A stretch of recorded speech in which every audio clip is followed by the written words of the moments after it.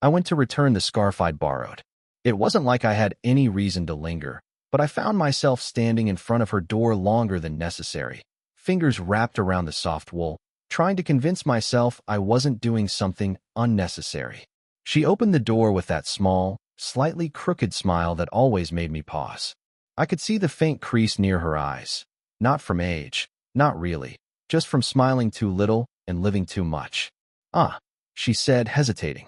She glanced down at the scarf in my hands, then back at me, like she was weighing whether to take it or let it hang there. Her fingers fidgeted with a napkin on the small counter behind her. Folded it, unfolded it, folded it again. I thought I'd return this," I said. My voice sounded more casual than I felt. She didn't take it immediately. Just watched me. That pause. It lasted longer than I expected, and I wondered if she could feel the small tug in my chest. "You don't have to come all the way," she said finally, not meeting my eyes. She tucked a strand of hair behind her ear, slow, deliberate. Something about the way she moved was just careful. Not cautious exactly, just aware of the space we both occupied. "I wanted to," I said, shrugging a little, though my shoulders were tense. "Thought I should at least." I trailed off, because I wasn't sure what "at least" meant here. Return it?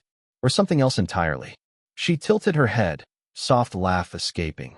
Quiet, almost swallowed by the hum of the small cafe, she ran in the back room. "It's fine," she said again. But her eyes flicked toward the counter, where a half-finished cup of coffee waited. The steam curled slowly, hesitant, as if the cup knew it had been abandoned. I noticed details, the way she folded her napkin, the slight shift when I leaned against the doorframe, the way her fingers brushed against the edge of the cup without picking it up. She was so normal, and yet every small movement felt like it was meant to anchor me here. "Did you want some coffee?" she asked, voice soft, careful. I nodded, and she disappeared for a moment, then came back with a mug. Hands outstretched, I caught the warmth before I realized I was holding my breath. "Thanks," I said, and we both laughed softly at the awkwardness. We sat at the tiny table by the window. I had no idea what to say. My phone buzzed once in my pocket. Unsent messages waiting, words I couldn't bring myself to send. I left it there, screen dark, like my thoughts. "You know," she said, stirring her coffee absent-mindedly. "I almost forgot about this scarf." She smiled faintly, and for a second I thought she might add something else, but she didn't. Instead, she just looked out the window, watching a passerby duck under the late morning sun. I wanted to say something, anything, that would make this moment mean more than it did, but words stuck in my throat. So I just watched her, memorizing the small lines in her face, the quiet way her hair caught the light, the way her hand lingered near the mug like she wasn't ready to let go of it. Time stretched, or maybe I just noticed it more. And then she stood, brushing off her hands. "Well, I should get back to work," she said. I nodded, shifting the scarf in my hands. "Yeah, of course." She opened the door for me. I stepped out into the narrow street, and my phone buzzed. A single message. From her. Just 3 words. "Come back soon."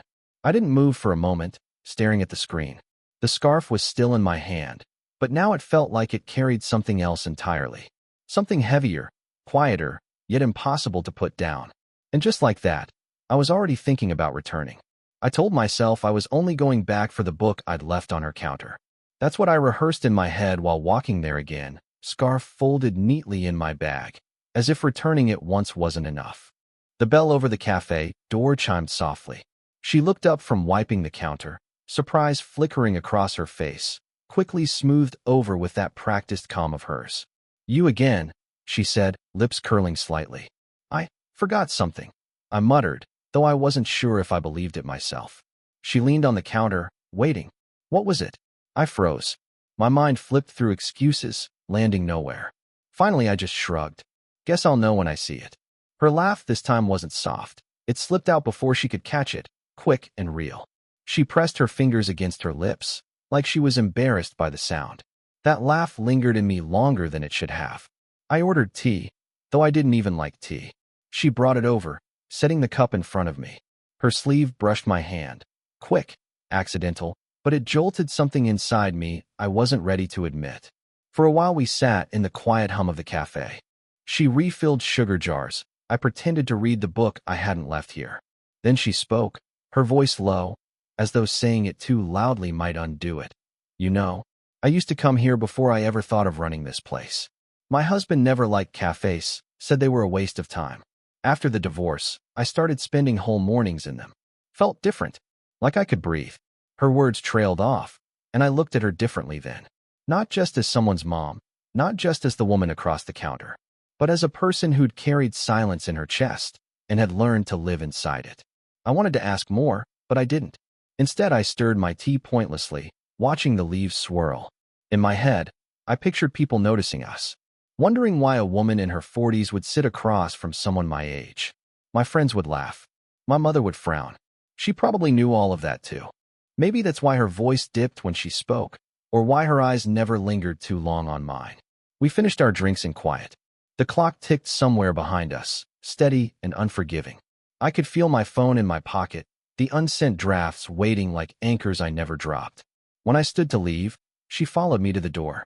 "Don't forget your scarf this time," she said, holding it up with a small grin. I reached for it, and our fingers touched, not even for a full second. But the warmth lingered. More than warmth, really. Something unspoken. She didn't pull away quickly. Neither did I. Just long enough for it to mean something. Walking out, the scarf heavy in my hand again. I couldn't stop replaying that tiny moment. I don't know why it stayed with me. Maybe because it felt like someone finally saw me. I started showing up more often than I meant to. Some mornings I told myself it was just for the coffee. Other times I convinced myself I needed a quiet place to read. But we both knew it wasn't about that. She didn't say anything. She never asked why I kept coming. Just greeted me with that quiet smile, the one that felt like it was holding something back. This time I helped her carry boxes from the back. Paperbacks, old magazines, the smell of dust, and paper pressing close. She brushed her sleeve against mine as we squeezed past each other in the narrow hallway, and I had to swallow down the thought that rose in me. "Thank you," she said, steadying a stack against her hip. "Anytime," I muttered, though my chest felt too tight. For a second, it was just us, the world muted. And then the bell over the door rang, sharp and too loud. A friend of mine. Of course. He grinned, stepped inside, and I felt heat rush up my neck. I put the boxes down too quickly, dust scattering. "Didn't know you worked here," he joked. "I don't," I said fast. Too fast. She smoothed her apron, polite but distant now, slipping behind the counter like she'd drawn an invisible curtain between us. My friend bought a soda, joked some more, left. The silence he left behind was heavier than the boxes we'd just carried. I started, but the words thinned out. I rubbed the back of my neck. She shook her head slightly, still not looking at me. "Don't mind him." Her hands were busy folding a paper bag that didn't need folding. Fold, press, unfold. Again. But her voice, it was softer, like she was talking more to herself than to me. I stepped closer. Too close. She noticed. I saw it in the way her breath hitched, the way her hand froze mid-fold. "People might," I whispered, not even sure why I said it. Her eyes flicked up to mine. "I know." We stood there, neither of us moving. The clock ticked. Someone coughed outside on the street. My pulse felt too loud in my ears.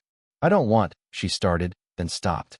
Her lips parted like the rest of the sentence was right there, but she pressed them shut again. I could have leaned in. I almost did. She didn't step back. For one suspended second, the air between us felt impossibly thin. Then she turned, sharp, almost clumsy, reaching for the scarf on the counter. "Don't forget this," she said, pressing it into my hands. Her touch lingered just enough to undo me, not enough to claim anything. I walked out, scarf heavy again, head full of unfinished words. And I kept replaying how close her face had been. How close. It was late when I found her locking up the cafe. The street was half empty, orange lamps flickering over wet pavement. I hadn't planned on being there. Not really. But my feet had brought me anyway. She glanced at me, keys in hand. "You shouldn't be out this late." I shrugged, trying for casual. "Neither should you." She gave a small laugh, shook her head. We started walking in the same direction, side by side, not saying where we were going. Our steps fell into rhythm too easily. At the park, she sat on a bench. I followed. Silence stretched, but not the comfortable kind. I could feel something pressing at both of us, waiting to be said. "You come here often?" I asked, instantly regretting how thin it sounded. "Sometimes," she said, "when I can't sleep." I nodded. My hand gripped the edge of the bench. She sat with her hands folded neatly in her lap, but her eyes weren't steady. They flicked toward me, then away. Finally, she sighed. Your friend was here again today. I froze. He just wanted coffee. You looked, she hesitated, words faltering. Different when he came in. He crept up my neck. Because I didn't want him to think something. Her gaze stayed on the ground. And what would that be? The question hung between us, heavier than the night air. I wanted to answer. My throat worked around it. But the words stuck, like they knew speaking them would change everything. She leaned back against the bench, arms crossed now. This is dangerous, you know. I know, I said quickly. Too quickly. Do you? Her voice wasn't sharp, but it carried weight. Guilt. Fear. Something raw. You're young. You can leave this behind. I don't get to. I turned toward her, finally. Why do you think I keep coming back then? Her eyes widened a fraction. She opened her mouth, then closed it again. The night pressed around us, streetlight humming faintly above. I don't know what this is, she whispered. And that scares me. I reached for the scarf still folded in my lap. Ridiculous, carrying it everywhere now. It scares me too, I admitted. She exhaled, a shaky laugh caught between her lips. You shouldn't say that. Why not? My voice cracked more than I wanted. Her hand brushed against mine on the bench, not quite holding, not quite pulling away. Just there. Close enough that every nerve in me buzzed.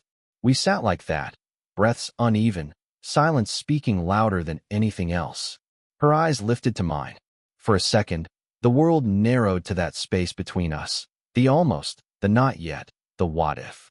I leaned forward without meaning to. She didn't move, didn't stop me, but her whisper cut through the moment. What are we doing?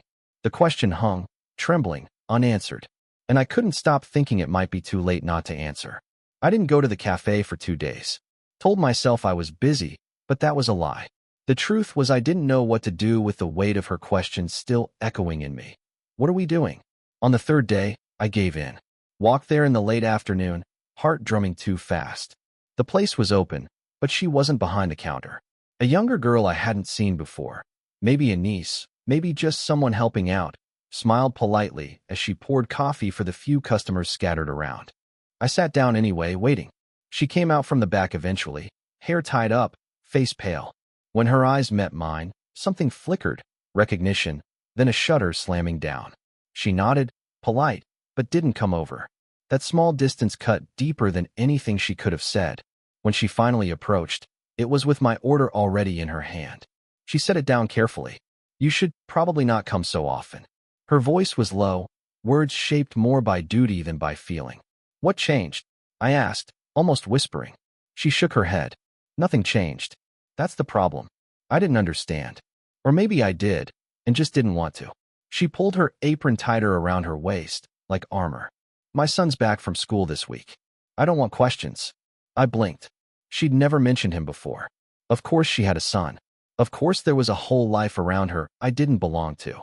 The realization felt sharp, obvious, and late. I didn't know, I said. My throat felt tight. There's a lot you don't, she murmured. The cafe door opened just then. A couple came in, laughing, dripping from the rain outside. She turned quickly, greeting them with the warm smile she hadn't given me. I sat there, staring at the untouched tea in front of me, trying to decide if staying meant anything or if it only made things worse. When she glanced back, our eyes met for half a second. Enough to tell me she'd noticed I was still there. Enough to remind me of the night on the bench, the closeness, the almost. But her gaze slid away again, deliberately this time. I left before finishing my drink. At home, I typed out a message. Do you want me to stop coming? Deleted it. Typed another. I don't know what this is either, but I don't want it to end. Deleted that too. The screen glowed in my hand, unsent words staring back at me. I didn't feel heartbroken. I felt paused, like life forgot to finish the sentence. I set the phone down face first, like hiding it could make the silence easier. But the weight of the scarf on my chair reminded me, silence was only its own kind of answer. It rained the next evening, steady and thin. I told myself I wouldn't go, but somehow I ended up outside her building, scarf damp against my neck. Her light was on. Kitchen window. I could see her moving inside, slow, deliberate, the way she always did everything. I should have turned back. Instead, I knocked. The pause before she opened the door felt longer than the walkover. She stood there in a cardigan, sleeves pushed up, hair loose. No apron, no cafe between us. Just her. You're soaked, she said softly, not surprised I was there. She stepped aside. I went in. The kitchen smelled faintly of ginger tea. She poured me a cup without asking. We sat at the small table, the rain filling the silence. I wrapped my hands around the mug, though I didn't drink. You've been different, I said finally. Her lips pressed together. I thought that's what you wanted. It isn't. She looked down at her hands, folded neatly in her lap. I watched her thumb rub over her ring finger.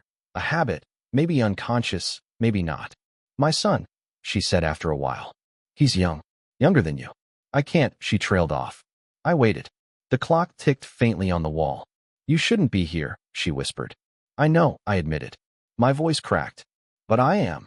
Her eyes lifted then, meeting mine. Wet, unsteady. And what do you want from me? The words caught in my throat. All the things I'd written and deleted on my phone. All the ways I tried to name what this was. I couldn't shape them into anything clean. Nothing, I said. Just not nothing. Her breath hitched, small and raw. She closed her eyes briefly, then reached across the table.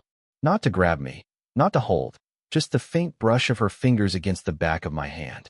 Barely there. Enough to undo me. I can't promise you anything, she said. I'm not asking for anything. We sat like that, hands almost touching, rain steady on the windows. My chest felt like it had cracked open, but not in a way that hurt. More like something that had been waiting too long finally slipped out. She laughed quietly, not from humor, more like disbelief. You're impossible. And you're not. I managed. That pulled another laugh from her, softer this time. She shook her head, wiped at the corner of her eye. For a moment, nothing else existed. Not her son, not my friends, not the years between us. Just two people, at a kitchen table, trying not to say too much. Finally, she whispered, okay. Not a promise. Not an answer. Just a small, human surrender. Her hand stayed near mine. I let my pinky brush against hers, the smallest connection. It was enough. Time moved on, like it always does. Days slid into weeks, and the urgency that once pressed on my chest softened into something steadier. I still came to the cafe, though not with the same restless need. Sometimes I stayed only 10 minutes. Sometimes I lingered past closing, helping her wipe tables or count change. We didn't talk about what we were doing. The question no longer sat like a knife between us. It became something quieter, an understanding neither of us tried to name. Her son came and went, a presence I learned to respect without stepping into. She never introduced me as anything but a friend. It was enough. I didn't need more. We found small rituals. Tea for me, black coffee for her. She laughed once, saying I'd gone soft, ordering tea instead of the bitter stuff I used to choke down just to seem older. I didn't argue. It wasn't about the drink. It was about sitting across from her, the steam curling between us. Sometimes we walked together after she locked up. The bench in the park became our pause point. No confessions, no demands. Just sitting, breathing, watching the world settle into night. It was the same bench where her voice had once trembled with fear, where my words had caught in my throat. Now it was just ours. At 8:47 a.m. on a Wednesday, I caught myself smiling for no reason. She was rearranging books on a shelf, humming under her breath. The moment was nothing, ordinary, forgettable, but it stayed with me, the way small things do when they carry more weight than they should. Life didn't change dramatically. We weren't swept away by passion or ruined by scandal. We were just two people who had found a rhythm in the quiet. Sometimes I imagine how strange it would look from the outside, the age gap, the hesitations, the pauses.